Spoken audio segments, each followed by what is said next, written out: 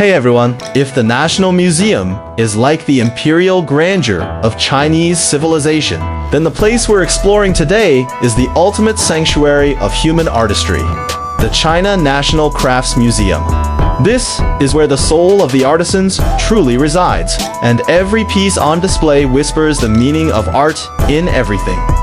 Come along with me, and let's begin this free journey of aesthetic appreciation.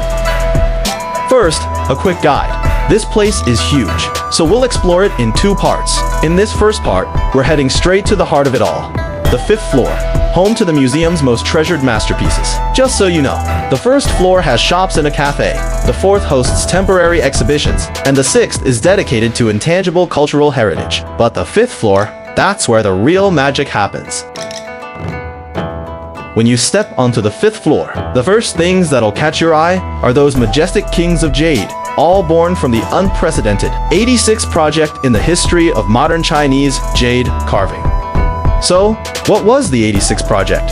Simply put, back in 1982, the government brought out giant jade reserves that had been stored for decades and gathered the nation's top craft masters to create works that would define the era, since the deadline was set for 1986. It was named the 86th Project. But this was no small task. Over 40 masters poured their hearts into it, carving through time itself for a full 8 years. Let me introduce two of the 4 legendary masterpieces from this project.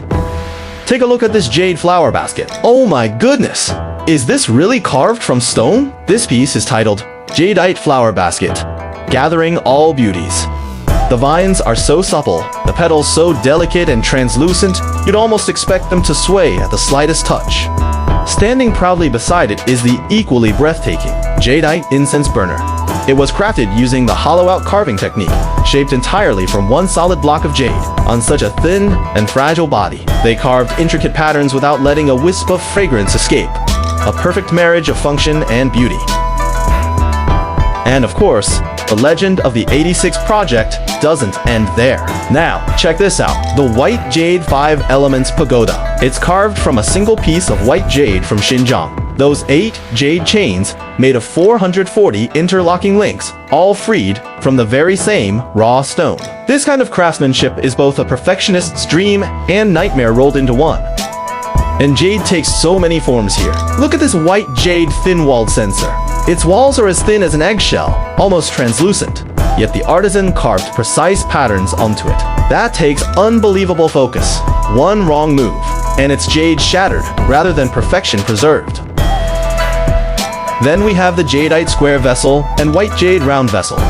They win you over with flawless symmetry, crisp lines, and the pure, gentle glow of the jade itself. Each of these national treasures isn't just about the material. They carry the breath of an era, the life's dedication of generations of artisans. Simply by standing here, they express a civilization's deepest reverence for beauty. But the wonders don't stop with jade. Feast your eyes on this shimmering goddess, the silver filigree guanyan of the South Sea. It's made from silver threads barely thicker than a strand of hair, shaped through techniques like pinching, filling, assembling, and soldering. Just feel the warmth in those hands, turning hard metal into flowing sacred light and compassionate spirit. If ever an object had a soul, this is it.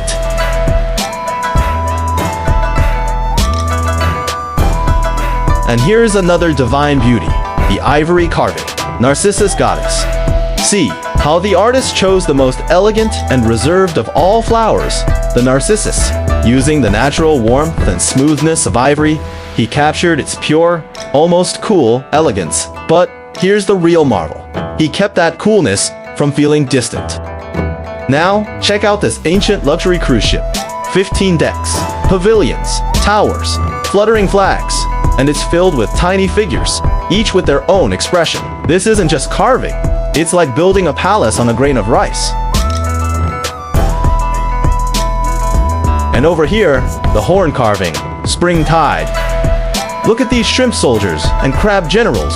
Aren't they vivid? Feels like they might just crawl out and give your finger a pinch. The artist's realistic carving bursts with the energy of spring. What a mix of humor and skill. I'm seriously impressed. Let's step into a world woven from millions of silk threads and the most stunning technique of all, double-sided embroidery. One layer of gauze, two brilliant sides. Behold the masterpiece, double-sided embroidery, gazing at the moon. On one side, a young lady looks up at the moon. On the other, another maiden bows her head, lost in thoughts of home. One moon, two moods, perfectly merged in a single embroidery. Moving beyond jade carvings, this hall is like a treasure chest filled with the wonders of nature and human imagination. In the rose quartz peony vase, the artist making hard stone blossom with softness. The natural crystal Kshetragarbha Bodhisattva is carved from a single piece of pure crystal. Light passes right through, yet the robes flow like wind, truly, using metal and stone to shape the breeze. The turquoise 7 fairies making music is like a joyful symphony in color. On vibrant turquoise, gemstones of all kinds are inlaid, 7 fairies playing and singing in harmony. If you know Dream of the Red Chamber, you'll love the 12 beauties of Jinling. Using different kinds of jade and techniques, the artist captured the unique personalities and destinies of each of the 12 heroines. From jade to silk, from carving to embroidery, Chinese artisans aren't just shaping materials, they are their interpreters. They understand the nature of each substance, and with their hands, they give it form, spirit, and soul, creating this epic visual journey where everything embodies art. When we talk about Chinese beauty, the Palace Museum represents the historical chapters, but here, the China National Crafts Museum is the living epic of artisans' souls. So, next time you're in Beijing, be sure to spend half a day here. It's not just a visit, it's a conversation with a millennium of craftsmanship, a true pilgrimage for the senses. You'll notice there aren't many English captions, but maybe that's the real invitation, to go beyond words and start a pure visual dialogue. After all, beauty is a language we all share. In the next episode, we'll head up to the 6th floor to explore China's living, intangible cultural heritage. See you soon!